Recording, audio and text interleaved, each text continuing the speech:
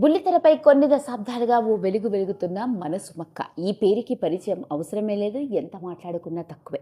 సుమా కనకాల అలా యాంకర్గా తన కెరియర్ని ప్రారంభిస్తే కొన్ని దశాబ్దాలుగా తిరుగులేని రాణిగా తనదైన యాంకరింగ్తో, డైలాగ్ డెలివరీతో, స్పాంటనిటీతో, కామెడీ టైమింగ్తో మనలందరినీ ఒక ఊపు ఊపేస్తోంది. కేవలం బుల్లితెరకి మాత్రమే కాకుండా ముఖ్యంగా చెప్పుకోవాలంటే టాలీవుడ్ ఇండస్ట్రీలో ఓ ప్రముఖ హోస్ట్గా సినిమా ఫంక్షన్స్ ఏవైనా హోస్ట్ చేయాలి అంటే మన సుమా తర్వాత ఎవరైనా అన్నట్లుగా మంచి గుర్తింపు.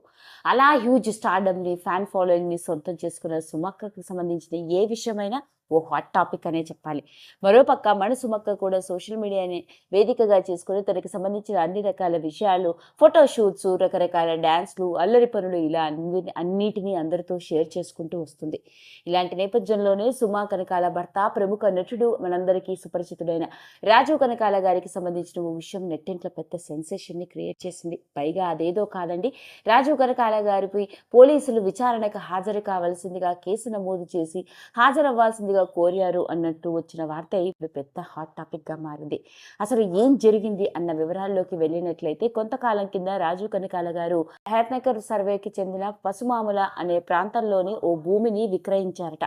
ఇక ఆ భూమిని టాలీవుడ్ ఇండస్ట్రీలోని ఓ నిర్మాతకి అమ్మినట్లుగా తెలుస్తుంది. ఆ తర్వాత ఆ నిర్మాత తన భూమిని ఇంకొక వ్యక్తికి అమ్మడం, పైగా ఆ భూమి అసలు అమ్మిన దాంట్లో లావాదేవీల్లోనే లేదని, మోసం చేసి ఆ ల్యాండ్ని తనకు అమ్మారని చివరిగా కొనుక్కున్న అతడు ఆ ప్రముఖ నిర్మాతపై కేసు పెట్టడంతో రాజీవ్ కనకాల గారు మొట్టమొదటిసారిగా కొని అతడిని ఈ నిర్మాతకే అమ్మడంతో ఇక విషయాన్ని విచారణ చేయడం కొరకు రాజీవ్ కనకాల గారికి కూడా పోలీసులు నోటీసులు అందించారట.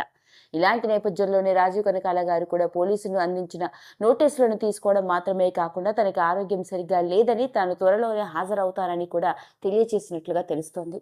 ఏది ఏమైనప్పటికీ ఎన్నో రకరకాల విషయాలు, సోషల్ మీడియా కథనాలు, ఈ మధ్య కాలంలో ముఖ్యంగా స్టార్ సినీ సెలబ్రిటీల వ్యక్తిగత జీవితాలకు సంబంధించిన విషయాలు నెట్టింట్లో వైరల్ అవుతున్న నేపథ్యంలోనే రాజీవ్ కనకాల గారిపై పోలీసులు కేసు నమోదు చేసి విచారణకి హాజరు కావాల్సిందిగా కోరారు అంటూ వచ్చిన వార్తే ఓ హాట్ టాపిక్గా మారింది.